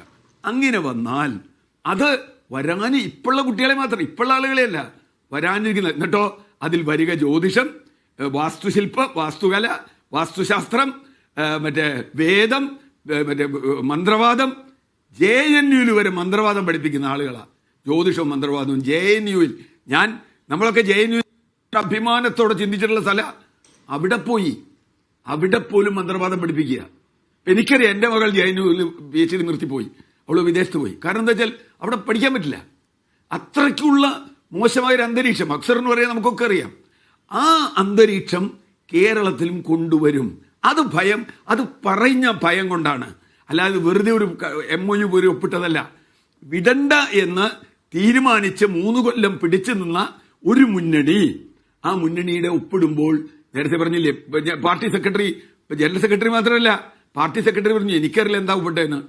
മറ്റേ LDF കൺവീനർ പറഞ്ഞു എനിക്കതൊന്നും അറിയില്ല എന്താ ഒപ്പിട്ടേന്ന്. അതറിയാവുന്നത് മുഖ്യമന്ത്രിക്കാണ്. മുഖ്യമന്ത്രിയാണ് സ്ഥലത്തില്ല. അദ്ദേഹം മന്ത്രിസഭയിലൊന്നും പറഞ്ഞില്ല, പിന്നീടൊന്നും പറഞ്ഞിട്ടില്ല. അദ്ദേഹം വന്നിട്ട് ഇനി എന്തെങ്കിലും പറയുമോ എന്നറിയില്ല. പറഞ്ഞിട്ട് ഇനി ഒരു കാര്യവുമില്ല. ശ്രീ അസ്കർ, ഈ നാഷണൽ എഡ്യൂക്കേഷൻ പോളിസി എന്താണ്, അതിന്റെ ഗൗരവം എന്താണ് എന്ന് മറ്റാരെയും പഠിപ്പിച്ചാലും ഇടതുപക്ഷത്തെ പഠിപ്പിക്കേണ്ട ആവശ്യമില്ല. കാരണം അവരാണ് അത് ആദ്യം പഠിക്കുകയും ജനങ്ങളോട് പറയുകയും ചെയ്തത് എത്രമാത്രം വലിയ അപകടമാണ് എന്നുള്ള കാര്യം. അങ്ങനെ മനസ്സിലാക്കിയിട്ടുള്ള ഇടതുപക്ഷം ഭരിക്കുന്ന ഒരു സർക്കാർ ഇത് ഒളിച്ചു കടത്താൻ വേണ്ടി ഒളിച്ചുപോയി ഒപ്പിടുകയാണ്. ഇതാ എന്തിന് സംഭവിച്ചു? നിങ്ങൾ ഫണ്ട് വാങ്ങാനാണെന്നൊക്കെ വാങ്ങുകയാണെങ്കിൽ മുമ്പേ മേടിക്കാമായിരുന്നല്ലോ, 2022 വാങ്ങാമായിരുന്നു എന്ന് ഇവിടെ CR നീലകണ്ഠൻ ചോദിക്കുന്നുണ്ട്. എന്തിനാണ്, ആരെ ഭയന്നാണ് ഇത് ചെയ്യുന്നത്? സ്റ്റാലിനും മമതാ ബാനർജിയും ഇല്ലാത്ത ഭയം പിണറായി വിജയൻ എന്തിനാണ്? അജിംസെ, ഈ PM ശ്രീ പദ്ധതി പ്രകാരം 14,500 സ്കൂളുകൾക്കാണ് ഇന്ത്യ ഒട്ടാകെ ഈ പദ്ധതിയുടെ ഗുണമുണ്ടാവുക. 27,363 കോടി രൂപയാണ് PM ശ്രീക്ക് വേണ്ടി നീക്കി വെച്ചിട്ടുള്ളത്. കേരളത്തിൽ അതൊരു 336 സ്കൂളുകൾ, ഒരു റൂറൽ ബ്ലോക്കിൻ്റെ കീഴിൽ 2 സ്കൂളുകൾക്ക് വെച്ചിട്ട് 336 സ്കൂളുകൾക്കാണ് ഇതിൻ്റെ ഫലം ലഭിക്കാൻ പോകുന്നത്. ഈ 336 സ്കൂളുകൾക്ക് ഒരു 80 മുതൽ 1 കോടി രൂപ വരെ ലഭിക്കുന്നത് മാത്രമാണ് ഈ പദ്ധതിയുടെ ഗുണം എന്ന് പറയുന്നത്. അതല്ല പ്രശ്നം. PM ശ്രീ നടപ്പിലാക്കുകയോ അല്ലെങ്കിൽ PM ശ്രീ വഴി NEP നടപ്പിലാക്കുകയോ എന്നുള്ളതല്ല പ്രശ്നം. SSAയുടെ ഫണ്ട് എന്തുകൊണ്ട് അത് മനസ്സിലാക്കുന്നില്ല, അല്ലെങ്കിൽ ആ ഫണ്ട് കിട്ടാതെ, അതുപോലുള്ള സമാനമായ ഫണ്ട് കിട്ടാതിരുന്നപ്പോൾ തമിഴ്നാട് സുപ്രീം കോടതിയിൽ പോയി കേസ് നടത്തി ഫണ്ട് മേടിച്ചിട്ട് തന്നെ അങ്ങനെ ഫണ്ട് തടഞ്ഞു വെക്കാൻ കഴിയില്ല എന്ന് കോടതി കിഴുക്കി പിടിച്ചു കേന്ദ്ര സർക്കാരിന്. അത് പിണറായിക്ക് പറ്റുന്നില്ല. ഈ ഇരട്ടച്ചങ്ങൻ എന്നൊക്കെ പറഞ്ഞ് വിശേഷിപ്പിക്കുന്നത് പിന്നെ എന്തിനാണ്? അങ്ങനെയല്ല. നമ്മൾ ഇപ്പോൾ നമ്മുടെ മുന്നിൽ ഇനി ഒരു 8-9 മാസത്തെ സമയക്രമം കൂടിയേ ഉള്ളൂ. പുതിയ തെരഞ്ഞെടുപ്പിലേക്ക് പോകുന്നു. അതിനു മുമ്പ് സംസ്ഥാനത്തിന് ഈ മാർച്ചിന് മുമ്പ് നടപ്പിലാക്കേണ്ട പദ്ധതികളുണ്ട്. വിദ്യാഭ്യാസ രംഗത്ത്, പൊതുവിദ്യാഭ്യാസ രംഗത്ത് നടപ്പിലാക്കേണ്ട പദ്ധതിയുണ്ട്. ഉന്നത വിദ്യാഭ്യാസ രംഗത്ത് ഈ PM ഉഷ എന്ന പദ്ധതിയിലൂടെ കേരളത്തിന് ആവശ്യത്തിലുള്ള സൗകര്യങ്ങൾ ലഭിക്കുന്നുണ്ട്, ആ ആനുകൂല്യങ്ങൾ ലഭിക്കുന്നുണ്ട്. നിങ്ങൾ ഈ ഫണ്ടിന്റെ കാര്യം പറയല്ലേ ഇനി ദയവേത് പ്ലീസ്. നമുക്ക് വയനാട് ദുരന്തം ഉണ്ടായി, നമ്മൾ 2000 കോടി ചോദിച്ചു, നക്കാപ്പിച്ച് തന്നു, നമ്മൾ പിന്മാറിയോ? അവർ ഫണ്ട് തന്നില്ല, എന്നാൽ പിന്നെ ദുരന്ത നിവാരണം നടപ്പാക്കണ്ട എന്ന് പറഞ്ഞ് പിന്മാറിയോ? നമ്മൾ ഇവിടെ പൈസ ഉണ്ടാക്കിയില്ലേ? CM റിലീഫ് ഫണ്ടിലേക്ക് പൈസ വന്നില്ലേ? നാട്ടുകാർ പൈസ എടുത്തില്ലേ? ഇവിടുത്തെ സന്നദ്ധ സംഘടനകൾ ഇറങ്ങിയില്ലേ? ഇത്രയും വലിയ വയനാട് ദുരന്തത്തെക്കാൾ വലിയ അപകടമാണിത്. വയനാട് ദുരന്തത്തെക്കാൾ വലിയ അപകടമാണ് ഇത് എന്ന് നാട്ടുകാരോട് വിളിച്ചു പറഞ്ഞ ഇടതുപക്ഷമാണിത്. നിങ്ങൾക്ക് പറയാം ഈ അപകടം ഞങ്ങൾ കേരളത്തിലേക്ക് കൊണ്ടുവരില്ല, ഈ കേരളത്തെ വർഗീയവൽക്കരിക്കാൻ ഞങ്ങൾ സമ്മതിക്കില്ല, നിങ്ങൾ പണം പിരിച്ച് ഞങ്ങൾക്ക് തരൂ എന്ന് പറഞ്ഞാൽ മലയാളികൾ കൊടുക്കില്ലേ? നിങ്ങൾക്ക് സംശയമുണ്ടോ? അല്ല അജിംസെ, ഇതിൽ പണം കുട്ടികൾക്ക് വേണ്ടി കളക്ട് ചെയ്യുക എന്ന് പറയുന്നത് പാർശ്വവൽക്കരിക്കപ്പെട്ട കുട്ടികളെ പഠിപ്പിക്കേണ്ട സ്ഥാപനങ്ങളാണ് ഇപ്പോൾ പ്രതിസന്ധിയിലായിരിക്കുന്നത്. അങ്ങേക്കറിയുമോ? 6000-ഓളം നിങ്ങളുടെ മാധ്യമങ്ങളടക്കം റിപ്പോർട്ട് ചെയ്യപ്പെട്ടിട്ടുണ്ട്. 6000-ഓളം SSAയുടെ കീഴിൽ വരുന്ന SSKയുടെ കീഴിൽ വരുന്ന അധ്യാപകർക്ക് ശമ്പളം കൊടുക്കാൻ ശമ്പളം മുടങ്ങും എന്നടക്കം മനോരമയും മാതൃഭൂമിയും അടക്കം റിപ്പോർട്ട് ചെയ്തിട്ടുള്ള വാർത്തകളുണ്ട്. അത് കഴിഞ്ഞ ജൂണിലാണ്. അപ്പോൾ ശമ്പളം പോലും കൊടുക്കാൻ കഴിയാത്ത തരത്തിൽ കടുത്ത പ്രതിസന്ധി ഈ പൊതുവിദ്യാഭ്യാസ രംഗത്ത് നിൽക്കുകയാണ്. അപ്പോൾ നിങ്ങൾ ചോദിക്കും, ഇപ്പോൾ ഈ പറഞ്ഞ ജ്യോതിഷവും പുരാണങ്ങളും അടങ്ങിയിട്ടുള്ള വേദങ്ങളും ഒക്കെ തന്നെ പഠിപ്പിക്കണമെന്നാണ് PM ഉഷയിലും പറയുന്നത്. കേരളത്തിലെ ഏതെങ്കിലും സർവകലാശാല ആകപ്പാടെ കേരളത്തിൽ നടപ്പിലാക്കിയത് 4 years ബിരുദ കോഴ്സുകൾ മാത്രമാണ്. അത് തന്നെ ഒരു പരാജയമാണെന്ന് ഏറ്റവും ആദ്യം നടപ്പിലാക്കിയ ഡൽഹി സർവകലാശാല ജ്യോതിഷവും പഠിപ്പിച്ചു എന്നുള്ളതല്ല ഇതിൽ അപകടം. അത് പഠിച്ചോ പഠിച്ചില്ല എന്നുള്ളതല്ല അപകടം. കാവ്യവൽക്കരണം, വിദ്യാഭ്യാസത്തിന്റെ കാവ്യവൽക്കരണം എന്നുള്ളത് 25 വർഷമായി ഞാൻ കേട്ടുകൊണ്ടിരിക്കുന്നതാണ്. ലെഫ്റ്റ് പറഞ്ഞുകൊണ്ടേയിരിക്കുന്നത് അതാണ് ഇതിൽ നടക്കാൻ പോകുന്നത്. നിങ്ങൾക്ക് സംശയമുണ്ടോ? അല്ല, ഒരു സംശയം വേണ്ട ജിംസെ. അക്കാര്യത്തിൽ കരിക്കുലത്തെ സംബന്ധിച്ചും പാഠ്യപദ്ധതിയെ സംബന്ധിച്ചും സ്വയംഭരണാവകാശം സംസ്ഥാനങ്ങൾക്കുണ്ട്. NEPയുടെ ക്ലോസ് 4.31 പരിശോധിക്കൂ. സംസ്ഥാനങ്ങൾ നമ്മുടെ പൊതുവിദ്യാഭ്യാസത്തിന് സ്റ്റേറ്റ് ബോർഡാണ് ഈ സിലബസുകൾ തീരുമാനിക്കുന്നത്. സ്റ്റേറ്റ് ബോർഡിന്റെ പരമാധികാരത്തിൽ ഒരു തരത്തിലും ഞാൻ പോകുന്നില്ല. കുറഞ്ഞ പക്ഷം NEP എന്താണെന്നൊന്ന് വായിച്ചു നോക്കൂ, ആ പോളിസി ഒന്ന് വായിച്ചു നോക്കൂ. അല്ലെങ്കിൽ ഈ PM ശ്രീയുടെ MOU ഒന്ന് വായിച്ചു നോക്കൂ. ഇതെല്ലാം പബ്ലിക് ഡൊമൈനിൽ അവൈലബിൾ ആണ്. അതിൽ പച്ച ഇംഗ്ലീഷിൽ എഴുതി വെച്ചിട്ടുണ്ട് ഇതെന്താണ് എന്നുള്ളത്. പിന്നെ ആരെയാണ് നിങ്ങൾ തെറ്റിദ്ധരിപ്പിക്കുന്നത്?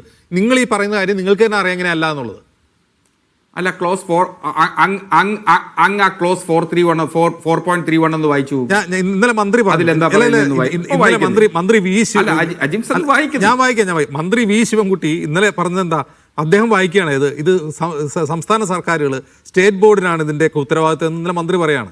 ആ ഖണ്ഡികയിൽ തന്നെ വളരെ വിശദമായി ഇതെന്താണ് ഈ പദ്ധതി എന്നുള്ളത് കൃത്യമായി എഴുതി വെച്ചിട്ടുണ്ട്. അത് മന്ത്രിക്ക് അറിയാഞ്ഞിട്ടല്ല, മന്ത്രി അത് ബോധപൂർവ്വം മറച്ചു വെക്കുകയാണ്. ബോധപൂർവ്വം മറച്ചു വെക്കുന്നതിനാ അതിൽ കൃത്യമായി പറയാണ് ഇത് NEP ആണ്, NEP നടപ്പാക്കണം. അദ്ദേഹം ഉദ്ധരിക്കുന്ന അതേ ഖണ്ഡികയിൽ അത് പറയുന്നുണ്ടെന്നേ.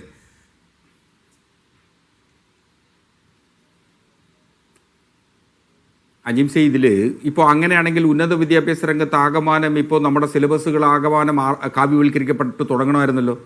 ഗാന്ധിവധം അടക്കമുള്ള സിലബസുകളിൽ നിന്ന് മാറ്റി എഴുതപ്പെട്ടിട്ട് പോലും അത് പ്രത്യേക പുസ്തകമായി കേരളത്തിലെ വിദ്യാർത്ഥികൾക്ക് പഠിക്കാൻ കൊടുക്കുകയും അതിൽ ചോദ്യങ്ങൾ ചോദിക്കുകയും പരീക്ഷ നടത്തുകയും ഒക്കെ ചെയ്തിട്ടുള്ള ഒരു സംസ്ഥാനം കേരളമാണ്. വായിക്കാൻ പറഞ്ഞുകൊണ്ട് ഞാൻ വായിക്കാം. ഇന്നലെ എഴുതി ഒപ്പിട്ട, ഇന്നലെ ഒളിച്ചുപോയി ഒപ്പിട്ട MOUയിൽ തന്നെയുള്ള ഒരു ഭാഗം വായിക്കാം. അതായത് എന്താണ് പഠിപ്പിക്കാൻ പോകുന്നതെന്നാണ്. While doing so it must be borne in mind that NCERT curriculum would be taken as the nationally acceptable criteria. പുസ്തകത്തിൻ്റെ ക്രൈറ്റീരിയയെ കുറിച്ചാണ് ഈ പറയുന്നത്. ഇനി അങ്ങ് തന്നെ പറഞ്ഞ ഏതാണ് അതിൻ്റെ പേജ് 17 സെക്ഷൻ 432 അങ്ങ് പറഞ്ഞതും ഇന്നലെ മന്ത്രി വായിച്ചതുമായ കാര്യം അതിൽ വളരെ വളരെ വ്യക്തമായി പറയുന്നുണ്ട് ഇക്കാര്യം. ഞാൻ ആ പേജ് 17 വായിച്ചത് ഇന്നലെ മന്ത്രി ഉദ്ധരിച്ചത്. NCERT സിലബസ് അതല്ല അജിംസെ, സ്റ്റേറ്റ് ബോർഡിന്റെ കീഴിൽ നിശ്ചയമായും സിലബസിനെ സംബന്ധിച്ച് തീരുമാനം സംസ്ഥാനത്തിന്റെ തന്നെയായിരിക്കും. സംസ്ഥാനം ഇന്നലെ വരെ ആർജിച്ച വിദ്യാഭ്യാസ നേട്ടങ്ങളൊന്നും തന്നെ ഒരു കോട്ടവും കൂടാതെ കാത്തു സൂക്ഷിക്കും എന്നുള്ളതിന് ഒരു സംശയവും ഇക്കാര്യത്തിൽ വേണ്ട. അത്തരമൊരു നിലപാട് തന്നെയായിരിക്കും ഗവൺമെന്റ് എടുക്കാൻ പോവുക ഇക്കാര്യത്തിൽ. ഇപ്പോൾ PM ശ്രീയിൽ ഒപ്പിട്ടു എന്നുള്ളത് കൊണ്ട് നാഷണൽ എഡ്യൂക്കേഷൻ പോളിസി കേരളത്തിൽ ആകമാനം നടപ്പിലാക്കി കഴിഞ്ഞു എന്ന് പറഞ്ഞപ്പോൾ ഇപ്പോൾ നമുക്ക് വലിയൊരു പ്രതിസന്ധി നമ്മുടെ മുന്നിലുണ്ട്. ആ ഒരു വസ്തുത തന്നെയാണ് ഈ 5+3+3+4 എന്ന് പറയുന്ന എഡ്യൂക്കേഷൻ സിസ്റ്റത്തിൽ നിന്നിലേക്ക് നമ്മൾ മാറ്റപ്പെടുമ്പോൾ ഉണ്ടാകുന്ന ഒരു വലിയ പ്രതിസന്ധി ഉണ്ട്. അത് അംഗീകരിച്ചുകൊണ്ട് അതൊരു യാഥാർത്ഥ്യത്തോടു കൂടി ആ കാര്യത്തെ കാണണമെന്ന് തന്നെയാണ് എൻ്റെ ഒരു നിലപാട്. എന്തുകൊണ്ടെന്നാൽ 33 സംസ്ഥാനങ്ങളിൽ ഈ നാഷണൽ എഡ്യൂക്കേഷൻ പോളിസി നടപ്പിലാക്കി കഴിഞ്ഞു. ഇപ്പോൾ രാജസ്ഥാനും കർണാടകയും കോൺഗ്രസ് ഭരിക്കുന്ന ഗെലോട്ടാണ് പോയി 2022 തന്നെ ഒപ്പിട്ട് കൊടുത്തത്. ഡിസംബർ 27 തീയതിയാണ് ഗെലോട്ട് രാജസ്ഥാന് വേണ്ടി ഈ PM ശ്രീ പദ്ധതിയിലും നാഷണൽ എഡ്യൂക്കേഷൻ പോളിസിയിലും ഒപ്പിട്ട് കൊടുത്തത്. അദ്ദേഹം കോൺഗ്രസിൻ്റെ ഉന്നതനായിട്ടുള്ള നേതാവാണ്. ഞാൻ ആരെയും രാഷ്ട്രീയമായി ആക്ഷേപിക്കുന്നതിന് വേണ്ടിയല്ല പറയുന്നത്. പക്ഷെ കേരളത്തെ സംബന്ധിച്ചിടത്തോളം അത് ഇത്രയും കാലം ഒപ്പിടാതിരിക്കുകയും നാഷണൽ എഡ്യൂക്കേഷൻ പോളിസി ഒരു തരത്തിലും 2020 കേരളത്തിൽ നടപ്പിലാക്കരുത് എന്ന കടുത്ത നിലപാടിൻ്റെ കൂടി പക്ഷമാണ്. പക്ഷേ എന്തുകൊണ്ടെന്നാൽ ഇപ്പോൾ SSI ഞാൻ നേരത്തെ പോലെ ആവർത്തിച്ച് പറഞ്ഞുകൊണ്ടിരിക്കുന്നതാണ്. ഇപ്പോൾ എന്തുകൊണ്ട് ഈ 5+3+3+4 എന്ന് പറയുന്ന സിസ്റ്റത്തിലേക്ക് പോകുമ്പോൾ കേരളത്തിലെ വിദ്യാർത്ഥികൾക്ക് ഒരു വലിയ അപകടം വരാൻ പോകും. കേരളത്തിലെ സർക്കാർ സ്കൂളുകളിലും അതുപോലെ തന്നെ എയ്ഡഡ് സ്കൂളുകളിലും പഠിക്കുന്ന കുട്ടികളെ സംബന്ധിച്ചിടത്തോളം ഈ സിസ്റ്റം ഓഫ് എഡ്യൂക്കേഷൻ അഡോപ്റ്റ് ചെയ്തിട്ടില്ലെങ്കിൽ ദേശീയ തലത്തിലുള്ള സ്ഥാപനങ്ങളിലേക്ക് അഡ്മിഷൻ എടുക്കുന്ന ഒരു ഘട്ടം വരുമ്പോൾ അതൊരു വലിയ പ്രതിസന്ധിയായിട്ട് വരും. നമ്മൾ ചില കാര്യങ്ങൾ പറഞ്ഞത് ഈ ദേശീയ തലത്തിലുള്ള സ്ഥാപനങ്ങളിലെ അവസ്ഥയാണ് CR നീലനെ കുറിച്ച് പറഞ്ഞത്. ആളുകൾ അങ്ങോട്ട് പോകാതാവും. ആളുകൾ വേറെ വഴി നോക്കുകയാണെന്നേ, വിദേശത്ത് പോയി പഠിക്കുകയാണ്. ആരാണ് ഇന്ത്യയിൽ പഠിക്കുന്നത്? ഈ സിലബസ് പഠിക്കാൻ ആരാഗ്രഹിക്കുന്നത്? അല്ല, ഇപ്പൊ നിങ്ങൾ അടുത്ത ഒരു ആക്ഷേപം ഉണ്ടാക്കും, കേരളത്തിൽ നിന്നുള്ള വിദ്യാർത്ഥികൾ മുഴുവൻ വിദേശത്തേക്ക് പോകുന്നു എന്നൊരു ആരോപണം ഉണ്ടാക്കും. കേരള സർക്കാരിന്റെ സിലബസ് മറ്റൊന്നും നമ്മളിൽ അടിച്ചേൽപ്പിക്കാൻ സമ്മതിക്കില്ല. തമിഴ്നാടിനും ബംഗാളിനും പറ്റുന്നത് എന്തുകൊണ്ട് കേരളത്തിന് പറ്റുന്നില്ല, പിണറായിക്ക് പറ്റുന്നില്ല? അതാണ് ചോദ്യം. അതിന് മറുപടി ഇല്ല ഇതുവരെ. ഞാൻ അങ്ങനെയൊക്കെ വരാം. ശ്രീ ജിൻഡോ, ഇവിടെ അസ്കർ ചൂണ്ടിക്കാട്ടുന്ന ഒരു സെക്കൻഡ് പറയൂ. തമിഴ്നാട്ടിനെ സംബന്ധിച്ചിടത്തോളം ഇപ്പോൾ bilingual system of education Kothari കമ്മീഷന്റെ അടക്കമുള്ള നിർദ്ദേശത്തിന്റെ ഭാഗമായി ഹിന്ദി അടക്കം പഠിപ്പിക്കണമെന്ന് പറഞ്ഞിട്ട് തമിഴ്നാട് ഇതുവരെയും പഠിപ്പിച്ചിട്ടില്ല. കേരളത്തിൽ അത് വളരെ മുമ്പേ വന്നേ. അപ്പൊ അത് നാഷണൽ എഡ്യൂക്കേഷൻ പോളിസിയുടെ ഒരു ഭാഗം തന്നെയാണ്. അല്ല, അതുകൊണ്ട് അത് കേരളത്തിൽ വളരെ മുമ്പേ ഇംപ്ലിമെന്റ് ചെയ്യപ്പെട്ടിട്ടുള്ളതാണ്. അതുകൊണ്ട് അപ്പൊ തമിഴ്നാട് പ്രതിരോധിക്കുന്നു എന്ന് മാത്രം പറഞ്ഞിട്ടില്ല. തമിഴ്നാടിൻ്റെതായിട്ടുള്ള മറ്റിതര വരുമാന മാർഗങ്ങൾ സോഴ്സുകളുണ്ട്, കാര്യങ്ങൾ കണ്ടത്. കോത്താരി കമ്മീഷൻ അല്ല NEP എന്ന് ഇനിയെങ്കിലും അങ്ങ് മനസ്സിലാക്കാതെ. ഏറ്റവും കൂടുതൽ മനസ്സിലാക്കുന്ന ലെഫ്റ്റാണ്. CPM നന്നായിട്ട് മനസ്സിലായിട്ടുണ്ട്. ഇനി അത് കോത്താരി കമ്മീഷൻ നടപ്പാക്കിയില്ലേ, പിന്നെ ഇത് നടപ്പാക്കിയ എന്താണെന്നൊക്കെ ചോദ്യം ബാലിശമാണ്. ശ്രീ ജിൻഡോ, അശോക് ഗെഹ്ലോത്തിന് പോലും അറിയില്ലേ ഇതിലെ അപകടം? അജിംസെ, ഞാൻ അതിലേക്ക് വരാം. ഈ ചോദ്യങ്ങളാണുള്ള എല്ലാ ദിവസവും. ഇനി അതിലേക്ക് വരാട്ടോ അവസാനം. അതിനു മുമ്പ് എനിക്കൊരു കാര്യം, ഈ കഴിഞ്ഞ ദിവസങ്ങളിൽ കേരളത്തിലെ വിദ്യാഭ്യാസ മന്ത്രി അടക്കം മുഴുവൻ മന്ത്രിമാർ പറഞ്ഞത് കേരളം 1ാം നമ്പറാണ്. ഏതിലൊക്കെയാണ്? ആരോഗ്യ രംഗത്ത്, പൊതുവിദ്യാഭ്യാസ രംഗത്ത്.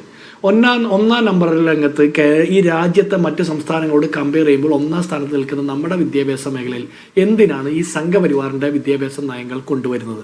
ഈ 1ാം നമ്പറിനെ അവസാന നമ്പറിലേക്ക് എത്തിക്കാനാണോ? നമ്മൾ അമേരിക്കയോട് കിടപിടിക്കുന്ന രീതിയിലാണ് നമ്മുടെ വിദ്യാഭ്യാസ പൊതുജനാരോഗ്യ രംഗമെന്ന് നിരന്തരം പറയുന്ന ആളുകൾ. അമേരിക്കയോട് മത്സരിക്കുന്ന നമ്മൾ എന്തിനാണ് സംഘപരിവാറിൻ്റെ നയങ്ങൾ ഇവിടെ അഡോപ്റ്റ് ചെയ്യുന്നത്?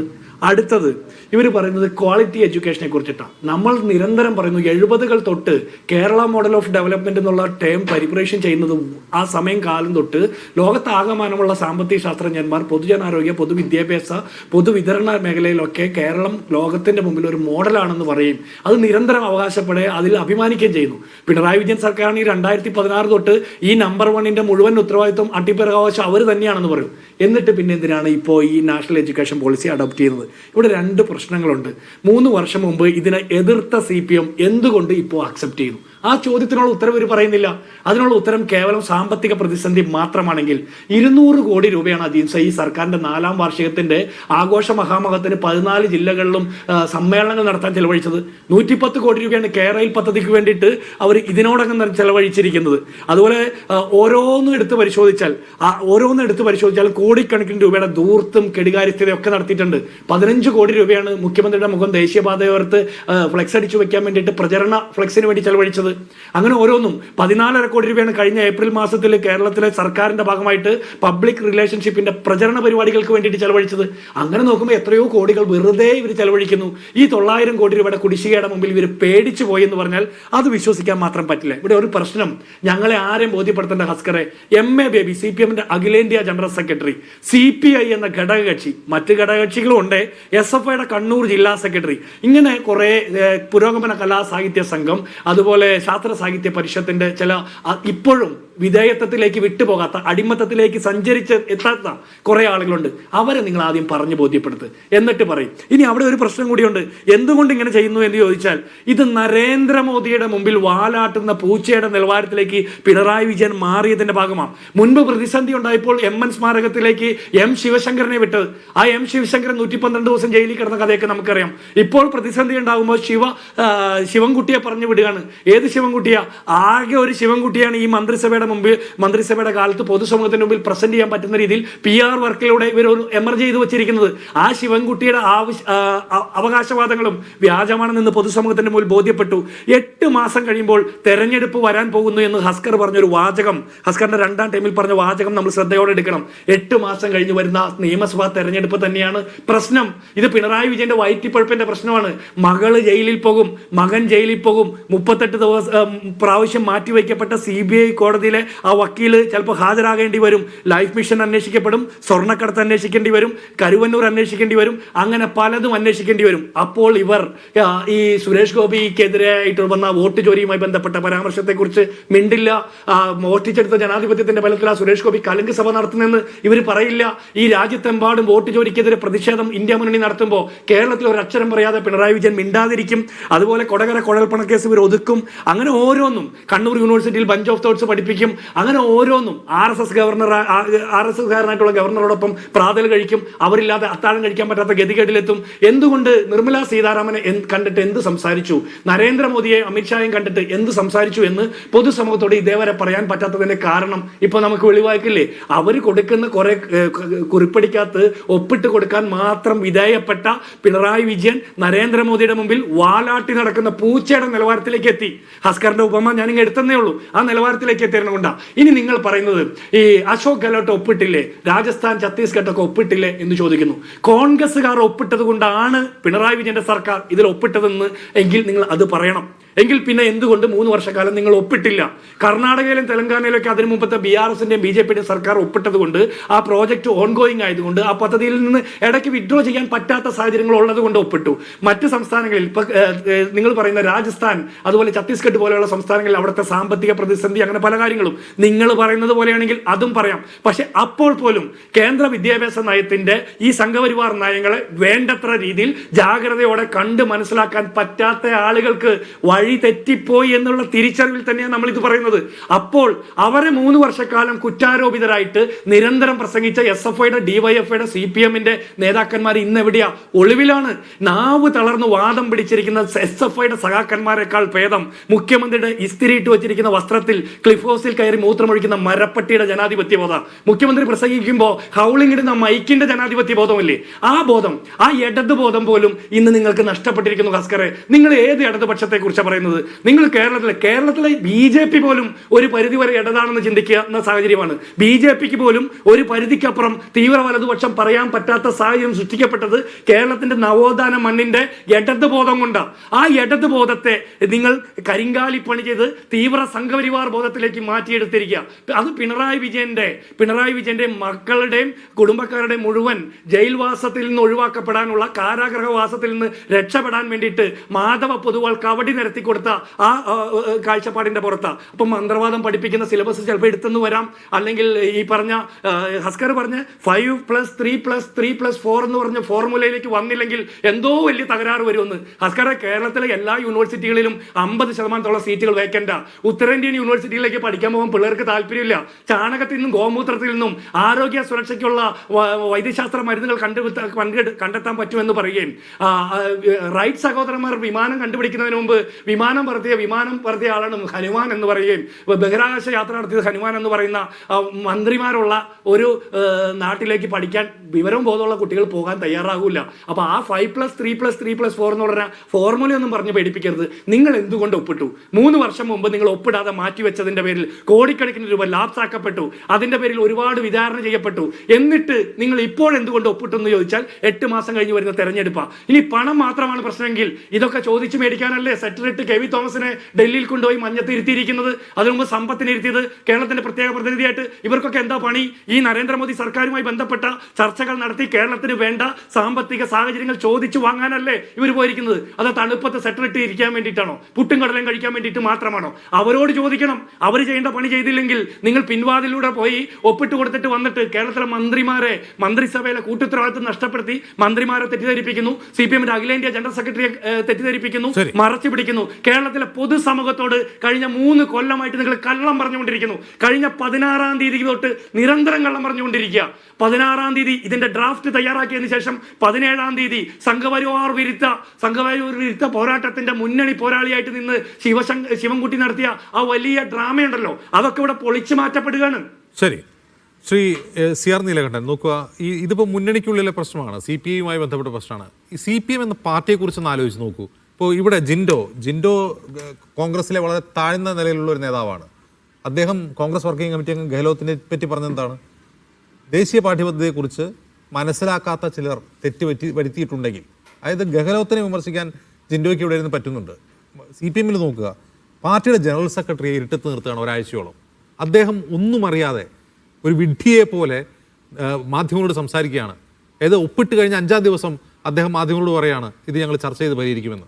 ഒന്ന് ആലോചിച്ച് നോക്കൂ, ആ പാർട്ടിയോട് ഈ സർക്കാർ ചെയ്യുന്നത് എന്താണ്?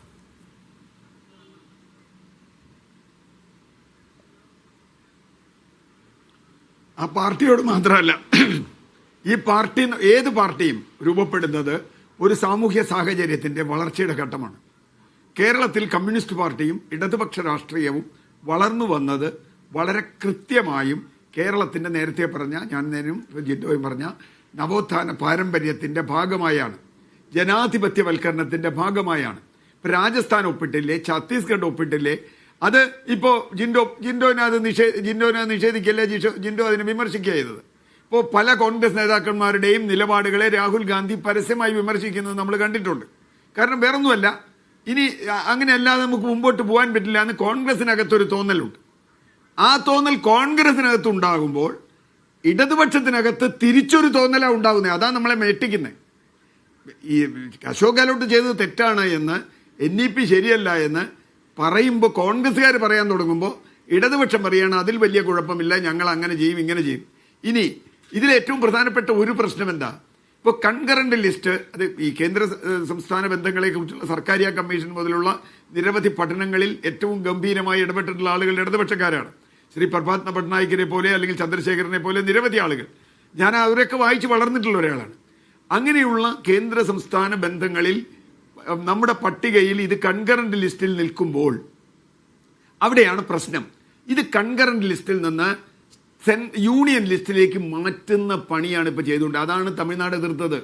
തമിഴ്നാട് ത്രിഭാഷാ പദ്ധതിയുടെ മാത്രം പേരിലല്ല, സ്റ്റാലിൻ്റെ സ്റ്റേറ്റ്മെൻറ്റുകൾ നിങ്ങൾ വായിക്കൂ.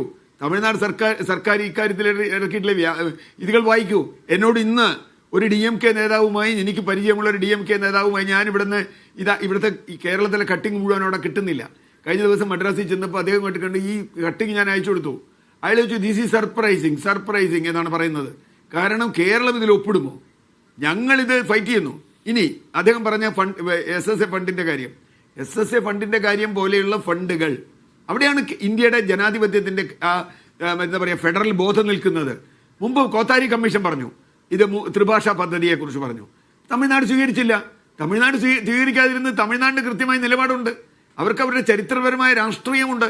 അതുകൊണ്ട് അവർ നിയമപരമായ പോരാട്ടത്തിന് പോയി, രാഷ്ട്രീയമായ പോരാട്ടത്തിന് പോയി. അതുപോലെ തന്നെ ബംഗാൾ. ആ നിയമപരമായ പോരാട്ടത്തിൻ്റെ ബാധ്യത, രാഷ്ട്രീയമായ പോരാട്ടത്തിൻ്റെ ബാധ്യത ഇടതുപക്ഷത്തിന് ഇല്ല എന്നാണ് ഇപ്പോൾ അക്സർ മുതൽ പിണറായി വിജയൻ വരെയുള്ളവർ പറയുന്നത്. അവിടെയാണ് ചോദ്യം ചെയ്യേണ്ടത്. ഇപ്പോൾ MA ബേബിക്ക് അത് D രാജയുടെ അടുത്തിരുന്നത് പറയാൻ പറ്റില്ല. NEP ഈസ് നോട്ട് ബാഡ് എന്ന് പറയാൻ പറ്റില്ല. PM ശ്രീ ഈസ് ഗുഡ് എന്ന് പറയാൻ പറ്റില്ല. ഡൽഹിയിലൊരു പത്രസമ്മേളനം വിളിക്കട്ടെ MA ബേബി ഇക്കാര്യത്തിൽ, അപ്പം കാണാം വിവരം. അവിടെയുള്ള പത്രക്കാർ ചോദിക്കും, നല്ല വിവരമുള്ള പത്രക്കാരാ, അവർ ചോദിക്കും വാട്ട് ഈസ് ദിസ്, നിങ്ങളുടെ സെൻട്രൽ കമ്മിറ്റി ഡോക്യുമെന്റ് എന്താ, നിങ്ങളുടെ SFI ഡോക്യുമെന്റ് എന്താ, DYFI ഡോക്യുമെന്റ് എന്താ എന്ന് ചോദിക്കും. അവർ ചോദിക്കും.